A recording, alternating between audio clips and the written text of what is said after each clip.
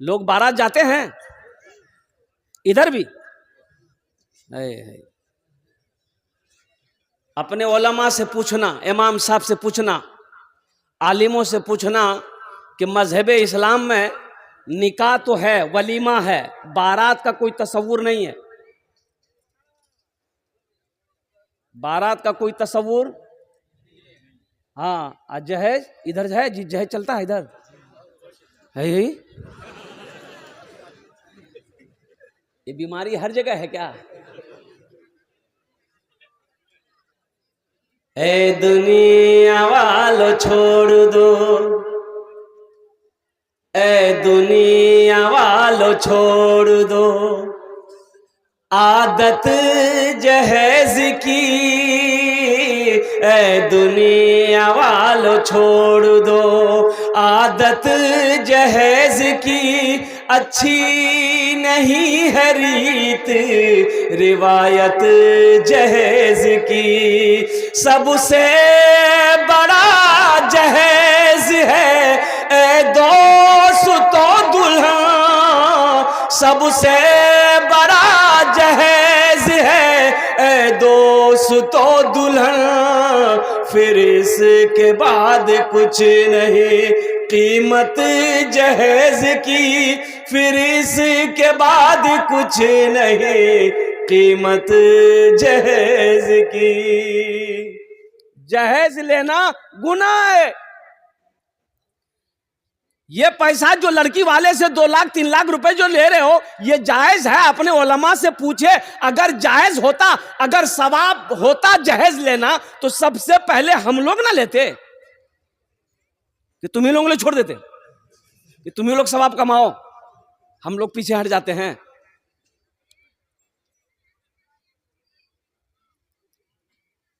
अल्लाह के नबी जनाब मोहम्मद रसूलुल्लाह सल्लल्लाहु अलैहि वसल्लम ने 11 निकाह किया, जहेज लिया। साहबा इकराम ने कई निकाह किए, जहेज लिए। ओ कुर्बान जाओ नौजवानों मुसलमानों, ये पैसा ना लो, लड़की वाले को परेशान करके पैसा ना लो। एक बात याद रखना, किसी की दौलत से कोई दौलत वाला ना बना है, ना सुबह कयामत तक बनेगा। किसी के पैसे से कोई पैसा वाला बना है, लेकिन लड़की वाले को तो तुम पेड़ देते हो ना। नहीं नहीं नहीं, वो गाड़ी आ रही है 2 लाख में, बोले नहीं गाड़ी पैसा दीवा है वे, गाड़ी पैसा दीवा है वे, कह रे बेटा कतरे 1 लाख तो गाड़ी मिलो हरे, बोला नहीं उठा गाड़ी नहीं चलामी, तो की गाड़ी की बोले, बोले थपाची लुम्मी। इधर है कि नहीं वो गाड़ी है, की नाम छे अपाची, वार नाम भी रखिया थपाची। मेरे बच्चों नौजवानों तौबा करो। अच्छा देखिएगा, एक पॉइंट वाली बात है, आप जिस बेटी वाले से 2 लाख रुपए ले रहे हैं, तो जो लड़की आपकी बीवी बनेगी उसको पता चलेगा कि नहीं चलेगा कि मेरे अब्बा से, मेरे बाप से, मेरे पिताजी से ये मेरा होने वाला शोहर 2 लाख रुपए लिया है? पता चलेगा ना? अरे पता चलेगा कि नहीं चलेगा? अब बताइए, वो लड़की के दिलों के अंदर में आपकी मोहब्बत बन पाएगी? ए बाबू, ए बोसे जा, इधर देख, ए बेटा जाबो ना की, जा जा जा जा जा जा रे, गड़बड़ है जावे। एक तकरीर कर रहे थे, एक नौजवान खड़ा हुआ, मैंने कहा क्या हुआ? बोला हाई, हम बोले बैठो, बैठ गया। एक बार फिर खड़ा हुआ, फिर बैठा दिए। हमने कहा तकरीर सुन के जरा रुको। कुछ देर के बाद मेरी तकरीर खत्म हो गई थी, बैठा हुआ है, तो हमने इशारा किया बेटा जा, बोला नहीं जाऊँ। तो हमने कहा कहाँ जाएगा? तो बोला क्या करने जाएंगे, जो करने जा रहे थे वो यहीं होगी, अब जाने की जरूरत नहीं है। ती तकरीर कर्मी तकरीर सुनो, भालो करे बोसबो।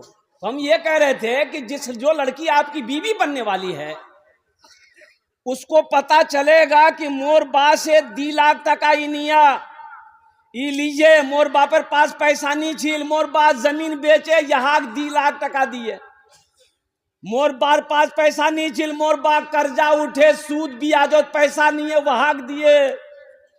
बताओ, वो बीवी, वो लड़की तुम्हारी बीवी बन जाएगी, वो दिल से मोहब्बत करेगी? अरे बोलो, करेगी? नहीं कर, बदन दबाएगी, माथा दबाएगी, पैर दबाएगी, नट्टी दबा देगी। मेरे बच्चों, जहेज मांग कर ना लो, मांग कर जहेज ना लो। देखो, अगर लड़की वाला अपनी मर्जी से भी दे फिर भी ना लो, मना कर दो, मुझे जहेज नहीं चाहिए, मुझे जहेज नहीं चाहिए, सिर्फ आपकी लड़की चाहिए और कुछ नहीं चाहिए। लेकिन यहां तो लोग, अच्छा बाराती देखिएगा, है एक आदमी को 1 किलोमीटर में बारात जाना था, 1 किलोमीटर दूरी, यहां लड़का का घर है, 1 किलोमीटर दूर लड़की का घर है, 60 को स्कॉर्पियो किया था वो। गाड़ी जब खड़ी किया तो लड़की का घर पार कर गया। अब वो बारात लेकर कहां जाएगा? किशनगंज। सोचिए कि मुसलमानों को हो क्या गया है भाई। वलीमा है, वलीमा है, तुम्हें ज्यादा ही बेचैनी है खर्च करने का तो वलीमा खिलाओ। हम कहते हैं सिर्फ ये पौवा खाली नहीं, अल्लाह अकबर कबीरा, पूरे किशनगंज वाले को दावत देकर, पूर्णिया वालों को दावत दे दो। मन ना भरे तो इस्लामपुर सिल्लीगुड़ी वालों के ले लो, सबको खिलाओ, 1 दिन नहीं 5 दिन खिलाओ। लेकिन किसी बेटी वाले को परेशान ना करो। मेरे बच्चों, नौजवानों, एक बात याद रखना, आज तुम किसी बेटी वाले को परेशान करके तुम 2 लाख रुपए लिए हो, याद रखना अल्लाह कल को भी तुम्हें बेटी देगा, कल तू भी बेटी का बाप बनेगा, तुझे भी कोई परेशान करने वाला पैदा हो जाएगा। एक बात याद रखना, ये अदला का बदला है, जैसी करनी, अरे बोलो बोलो बोलो, हाँ, जो लगाओगे वही काटोगे, जो लगाओगे वही उगेगा। आम लगाकर सेब खोजोगे कहां मिलेगा? बोले भैया आम छे तो पेड़ की लगाई रे? बोले आमेर पे छे तो की खोजो? बोले सेब। बोले कितना बुधवार है भाई, आमेर पेड़ लगाए तो आम होवे ना सेब होवे? सेब का पेड़ लगाते तो सेब निकलता। इसलिए मेरे बच्चों, नौजवानों, अपने किरदार को अच्छा करो, अपने अखलाक को अच्छा करो, अल्लाह अकबर कबीरा, सुन्नत के मुताबिक निकाह करो। निकाह मस्जिद में होना चाहिए। अल्हम्दुलिल्लाह सुम्मा अल्हम्दुलिल्लाह, सादगी के साथ 2-4 आदमी को साथ लो, निकाह पढ़ो, बीवी के हाथ को पकड़ो, अपने घर में आ जाओ। अल्लाह अकबर कबीरा। अब आपकी ख्वाहिश है कि हम 100 आदमी, 200-500 आदमी को खाना खिलाएंगे, तो खाना बनाओ, खाना खिलाओ, वलीमा करना नबी की सुन्नत। ऐ दुनिया वालों छोड़ दो आदत जहेज की, अच्छी नहीं है रीत रिवायत जहेज की। सबसे बड़ा जहेज है ऐ दोस्तों दुल्हन, सबसे बड़ा जहेज है ऐ दोस्तों दुल्हन। फिर इसके बाद कुछ नहीं कीमत जहेज की, फिर इसके बाद कुछ नहीं कीमत जहेज की। ये मौजू मैंने इसलिए छेड़ा, अभी मैं स्टेज पे बैठा, एक लड़के ने कहा कि हजरत जहेज के ऊपर में थोड़ा सा बोल देना है।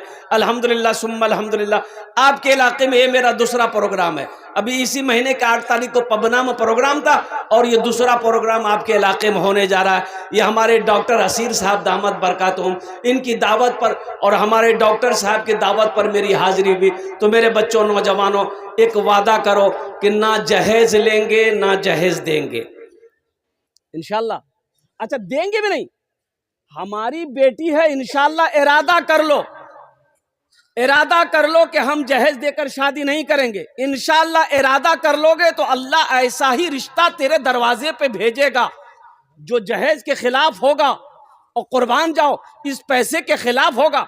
अरे तकदीर तकदीर वल कदरे खैरही व शर्रही मिन अल्लाह ताला वल बासे बादल मौत। कुर्बान जाओ, अच्छी बुरी तकदीर पर भी ईमान लाना होगा और कुर्बान जाओ। मेरी बेटी की शादी कहाँ होगी अल्लाह फैसला करेगा, लेकिन मेरी नीयत यह है कि हम जहेज नहीं देंगे। तो इंशाअल्लाह आप लोग तैयार है? ना देंगे, ना जहेज देंगे, ना लेंगे। कितने लोग तैयार हैं? इंशाअल्लाह हाथ उठाओ। ना देंगे ना लेंगे। जो लिए हो वापस नहीं होगा। अरे जो लिए हो वापस करोगे? बोले कन्ने है वे वापस। अपाची तो पुरानी हो गई। और कुर्बान जाओ मेरे बच्चों, नौजवानों, नबी करीम जनाब मोहम्मद रसूलुल्लाह सल्लल्लाहु अलैहि वसल्लम के सुन्नत के मुताबिक निकाह करो। तो मैं ये कह रहा था, मेरा अल्लाह वह है जिसके सामने हाजिर होना है।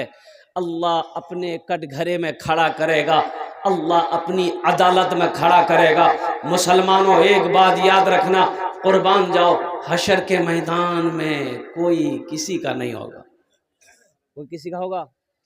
बाप बेटा को देख के भागेगा, बेटा बाप को देख के भागेगा, माँ बेटी को देख कर भागेगी, बीवी शोहर को देख कर भागेगी, दोस्त दोस्त को देख कर भागेगा। कुर्बान जाओ, ये हम नहीं कहते, अल्लाह का कुरान कहता है। भाई भाई को देख कर भागेगा। मेरा अल्लाह वो है जो सबको खिलाता है। इमाम साहब ने कहा, वो नौजवान बोला कि हजरत ये बात तो सही है कि अल्लाह सबको खिलाता है, लेकिन जो ना खाए उसे कैसे खिलाएगा? बोला अल्लाह उसको भी खिलाएगा। बोला नहीं, हम नहीं खाएंगे। कैसे कि अल्लाह खिला देगा? बोला जो घर आ गया, दोपहर का खाना छोड़ दिया, रात का खाना छोड़ दिया, सुबह का खाना छोड़ दिया। हाँ, माँ परेशान हो गई। ये नौजवान सोचा घर में रहेगा ना, माँ परेशान करेगी। कुछ दूर पे जंगल था, जंगल चला गया। बोला जंगले में रहेंगे, देखे अल्लाह हमको कैसे खिलाता। माँ तो माँ होती है ना, अरे माँ तो माँ होती है ना। माँ से ज्यादा मोहब्बत दुनिया के अंदर में कोई करेगा? अरे बोलो, करेगा? है। पीते पीते दूध कभिया,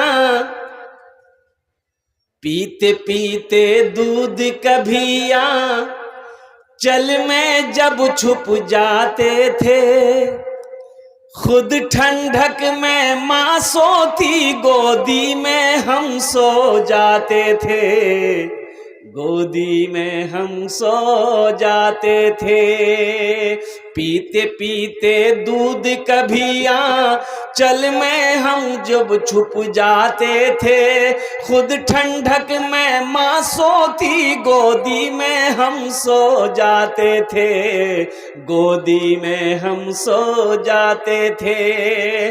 माँ बोली मन भावन मेरा बेटा रूप समान है, जो माँ की ममता ना समझे वो कितना नादान है, वो कितना नादान है।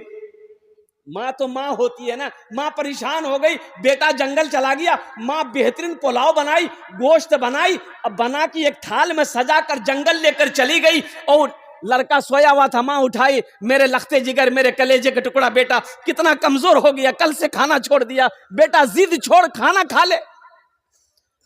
बेटा ने कहा कि अम्मी आप यहाँ जंगल में भी परेशान करने आ गए, अब खाना रख के घर चले जाइए, हम खाना नहीं खाएंगे, देखें अल्लाह हमको कैसे खिलाता है।